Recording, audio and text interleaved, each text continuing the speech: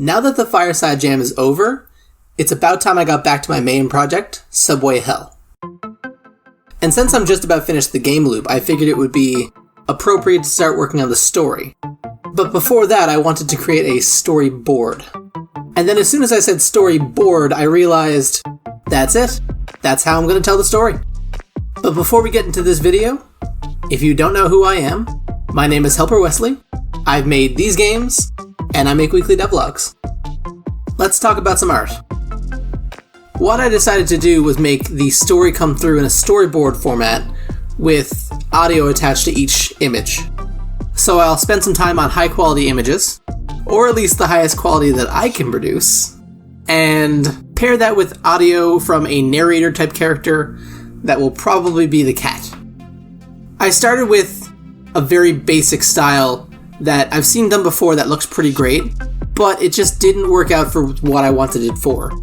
I think if this was a still image and there was never any motion in the images, this would work out fine, but this portrait view of myself it's not what I'm looking for. My second attempt was to go for something cutesy, but stylized. Something that I know I can draw, because, I drew the sun character. But the colors I chose just didn't make any sense. Teal and orange are great for contrasting, and it does look cute, it needed to be tweaked. I played with it some more and used a brickwork layer from one of my old games, Atomic Trail. And it was looking pretty good, it's just, again, not what I was looking for. I wanted to avoid using purple, because pink and purple are already in the game itself, and I felt like if everything, everywhere in the game was using these colors, it would get too monochrome. I admire Hollow Knight, because each segment of the game has a very different color to it, so every time you move to a new section of the game, you get a different color hitting your face. Even though it's heavily saturated in that color, it's still a new color.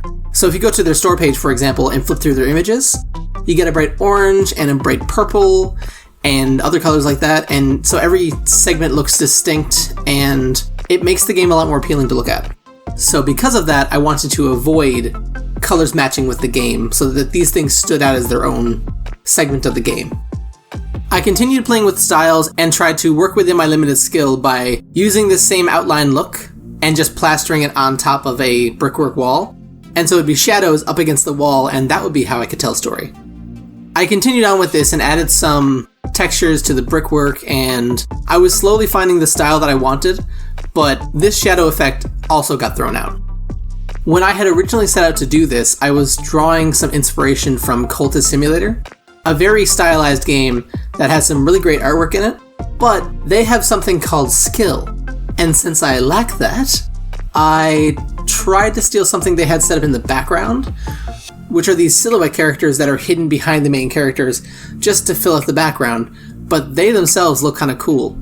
So I played with that a little bit to see if I can get something that I like, and I came up with some pretty cool graphic designs, but I don't think they would have worked as storyboard designs, if you know what I'm trying to say.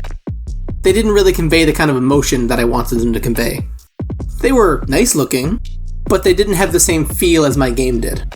Especially with the sun character that I just drew being this kind of cutesy character, and like Limbo being stuck in a world that's kind of unfortunate. I ended up posting both of these artworks up on Twitter.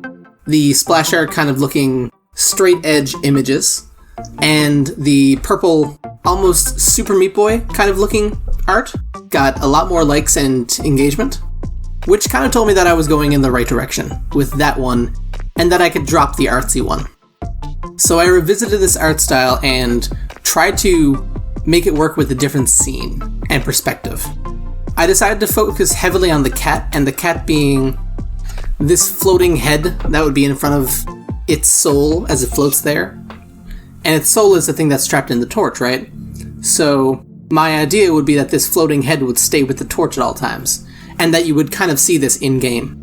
So the first of the images that I drew was an attempt at the mother character reaching down and picking up the cat's soul, kind of being the catalyst for the whole story.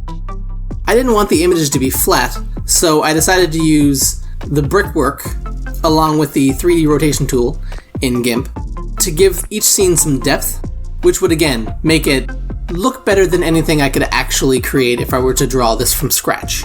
So I'm going to call all of these things cheats that I found from other people's tutorials. And I was kind of liking the way that this was going. But the cat was kind of ugly, so I wanted to create some particles around the cat to kind of take the focus away from the cat. Because the cat's not very good. It's really not. So I decided to create these little ghost flares coming up from the cat. You see things like this in other games and media, but I'd never done them before, so I just figured I'd give it a shot. And they came out pretty good, actually. I applied a glow effect to them, and it made them stand out, and it made me realize that this was going to be a focus of these art pieces. Particle effects and things glowing against dark backgrounds. That's when I realized that the cat's face really should not be the focal point at all. Like, after staring at it for so long, I just don't like it anymore. So I decided to make a gem, or a floating kind of pearl, that the cat's spirit could be in. And after drawing it, I realized I really like that. I think at that point, that's when this art style kind of chose itself. Like, again, it's not great. I'm not an artist. I do what I can with what I've got. But for what I've got and what I can do, that's not bad. It was, however, at this point that I realized I might be going a little bit too far with the detail in each of these images. If it's going to take me this long to make each one, the game will be released in 2030, I guess?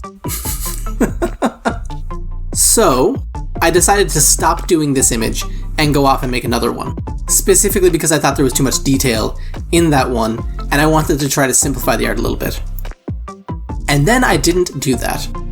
What in the hell was I thinking? I know what I was thinking. I was thinking, wee, this looks pretty. For any of you out there who have ADHD and understand hyperfocus, this is hyperfocus. For any of you who don't have ADHD and don't understand hyperfocus, this is hyperfocus. This is what happens when your brain goes, hey, this is cool, and then you don't eat or sleep or use the washroom for 12 hours straight. Anyhow, now I've basically decided that this is it. This is the art style, and we're going for it.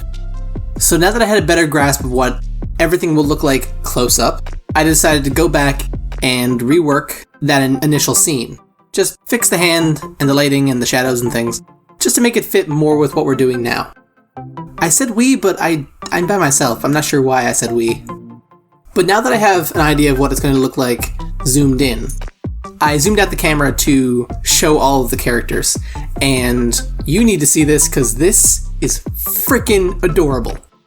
I'm the product of a divorced family, and this might be me kind of vomiting my experience onto a table. But the image of a mother and her two sons with the older son holding the hand of the little one, oh god, it's so cute. Like, okay, alright, okay. It's cute, you get the point. Okay, so because I wanted the art style to be limited, specifically because I'm not trained in any formal way, I decided to keep the characters as outlines and silhouettes, whereas the things in scene can have textures and dimensions, because that allows me to do textures from Gimp itself into the scenes and then rotate them to fit the textures on the walls and things. And that I know how to do. Drawing a fully dynamic human being with like joints and clothing and things and shade all of that stuff, I don't know how to do that. So to give them some detail, despite not having detail, I applied shading to where the light will be hitting the things on their bodies. So for example, the mother's carrying a backpack. You can see that in the sprite. If you go back and watch earlier videos, you can see there's a backpack on her.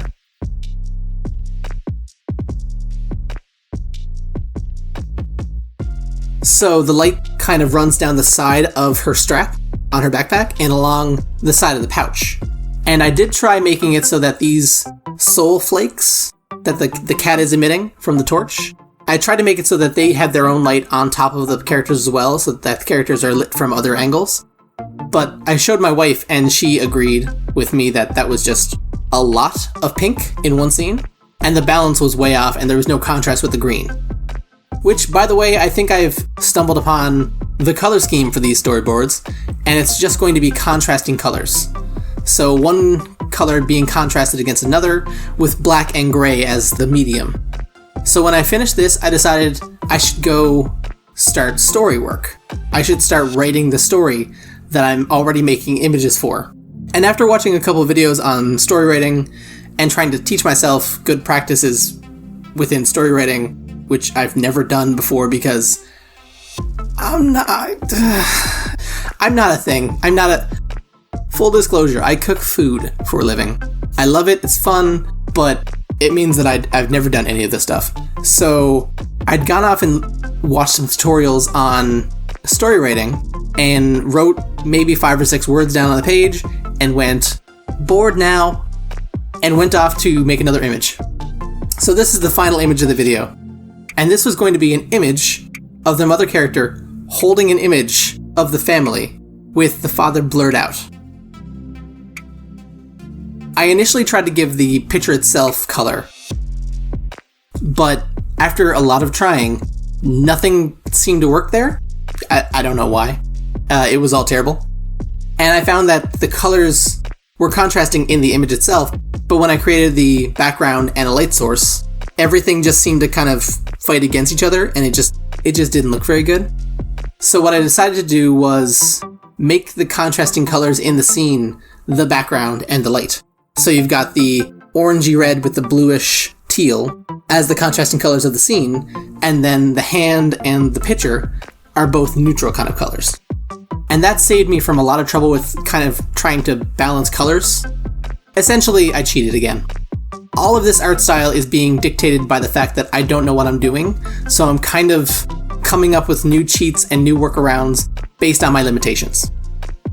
Next week, I will hopefully be working on story writing, because that really needs to happen.